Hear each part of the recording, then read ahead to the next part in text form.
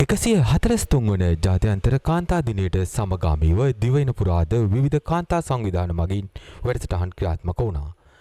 එම වැඩසටහන් වලට සමගාමීව කටුනායක නිදහස් වෙළඳ කලාපීය කාන්තා සංවිධාන රැසක් මෙවැනි ආකාරයේ වැඩසටහන් කීපයක්ම ක්‍රියාත්මක කර තිබුණා.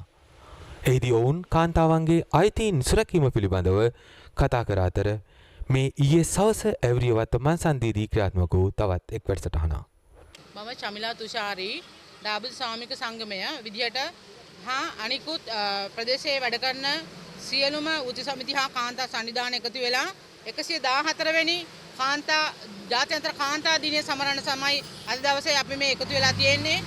මේ තමයි කාන්තා දිනය සැමරීමේ ජයග්‍රහණයන් සැමරීමේ නිජබිම කියලා තමයි අපි මේ දකින්නේ. මොකද නිදහස් වෙළඳ කලාපයේ අති බහුතර කාන්තාවෝ ඔවුන්ගේ රැකියාවේ ශ්‍රමයට සරලන වැටුප් නොලබමින් ඔවුන්ට ජීවත් වීමට සරලන වැටුප් නොලබමින් මේ මොහොතේ තියෙන කම්කරු නීතිවල රැකවරණය ආරක්ෂාව භුක්ති විඳීමට අයිතිය අහෝසි කරගනිමින් සිටින මොහොතක තමයි අද දවසේ අපි ජාත්‍යන්තර කාන්තා දිනය කටුනායක නිදහස් වෙළඳ කලාපය අභියසදීමේ පවත්වන්නට යෙදෙන්නේ. අද දවසේ අපි මේ නිහඬ විරෝධතාවය පවත්වමින් ඉල්ලා සිටින්නේ කාන්තාවන්ට ජීවත් වීමට සරලන වැටුප් දෙන්න, කාන්තාවන්ගේ රැකියා ගෞරවය ආරක්ෂා කරන්න, කාන්තාවන්ගේ සමාජ සංරක්ෂණය තහවුරු කරන්න, ඔවුන්ගේ රැකියා පරිසරය සුරක්ෂිත කරන්න, යහපත් කරන්න හා ඔවුන්ට හිමි කම්කරු අයිතිවාසිකම් ලබා දෙන්න, විශේෂයෙන්ම කම්කරුවෝ කාන්තාව ඔවුන්ගේ ආයතන තුල ඔවුන්ට නායකත්වයට ඒමට වැට බැඳලා තියෙනවා. විශේෂයෙන්ම C190 කියන C190 රැටිෆයි කරන්න කියලා අපි ඉල්ලා සිටිනවා. අපේ ඉල්ලීමක් කවදින්ද? මොකද ඔවුන්ගේ සේවා පරිච්ඡේදයේ ඔවුන් ප්‍රචණ්ඩත්වයට හා ලිංගික හිංසනයන්ට ගොදුරු වෙනවා. මේවා වහම නවත්තන්න. කාන්තාවෝ මේ රටට ඩොලර් ඉපයීම සඳහා වෙහෙසෙනවා නම් ඒ ගරුත්වය උන්ට ලබා දෙන්න. ලෝකයේ ඉන්න ධන කුවේරයන්ට තමයි මේ කාන්තාවෝ ඇඟලුම් මහන්නේ. නමුත් ඔවුන්ට මාසේ අවම අවශ්‍යතාවයන් සපුරාගෙන ජීවත් වීමට සරන් වැටුප් ලබන්නේ නැහැ.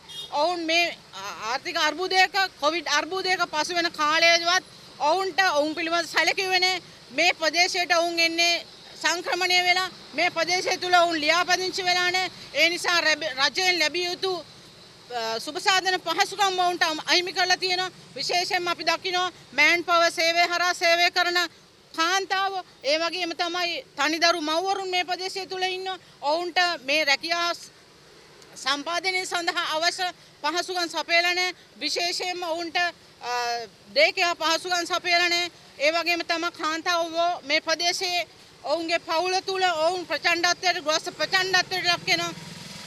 ඒ සඳහා පැමිණිලි කිරීමට අපිට කාන්තා කාර්යාංශයක් තියෙන පොලිසිය මේවා ඔවුන් වැඩ ඉවරලා ගෙදරට එන වෙලාවට වහලා දාලා තියෙන්නේ.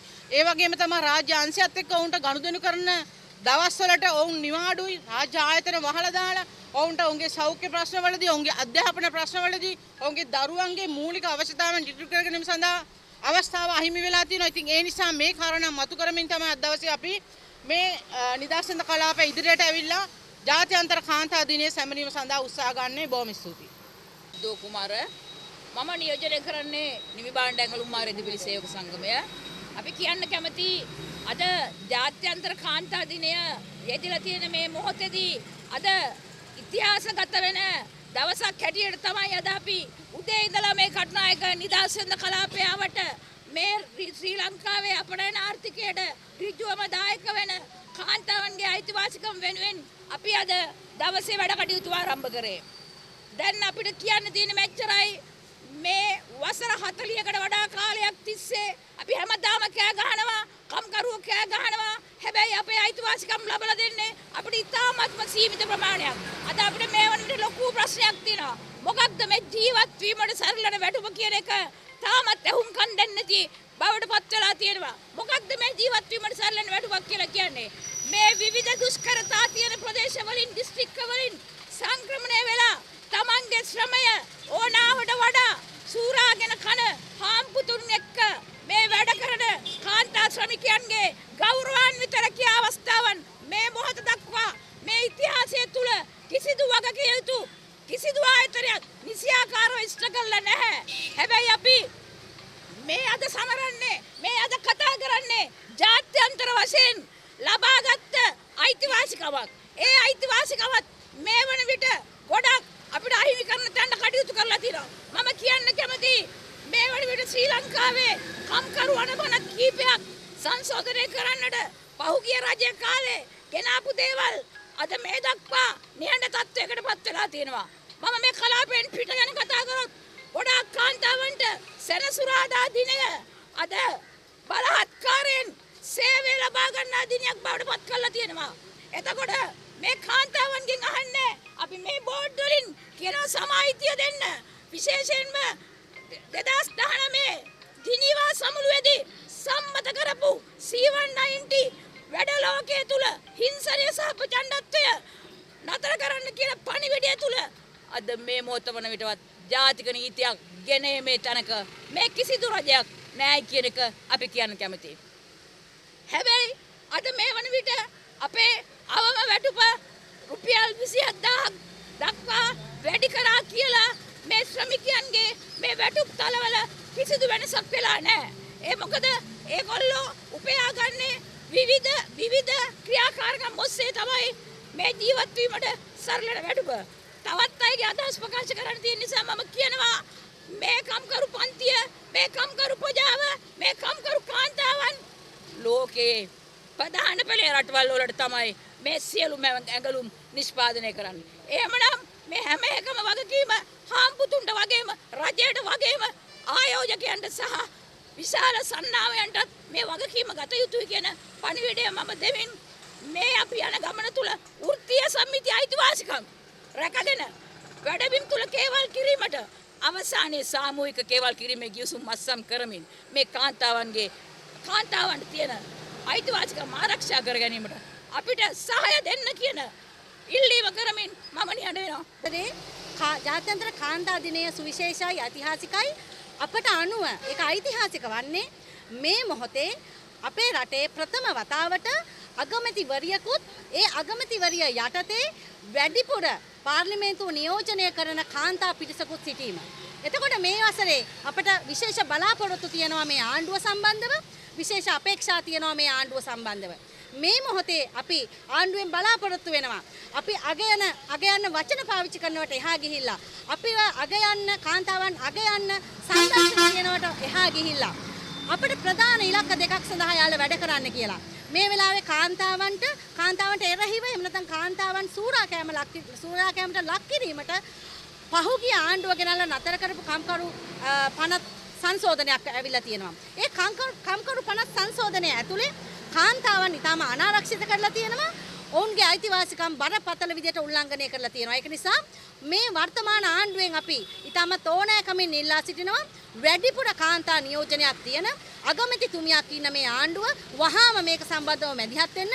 කාන්තා දින ප්‍රතිඥාවක් හැටියට එහෙම නැත්නම් ගන්න විශේෂ තීන්දුවක් හැටියට මෙන්න මේ කටයුතු සම්බන්ධව මැදිහත්ව කටයුතු කරන්න කියලා. දෙවෙනි කාරණේ තමයි කලින් සහෝදරයා සඳහන් කළා වගේ C190 ඒ නැත්නම් ජාත්‍යන්තර සම්මුතියක් ඇවිල්ලා තියෙන වැඩපොළ වල තියෙන හිංසනය සම්බන්ධව අපි මේ ආණ්ඩුවෙන් වර්තමාන ආණ්ඩුවෙන් බලාපොරොත්තු වෙනවා මෙන්න මේ සම්මුතිය වහාම අපට අනුමත කරලා ජාතික නීතියක් ගොඩනගන්න.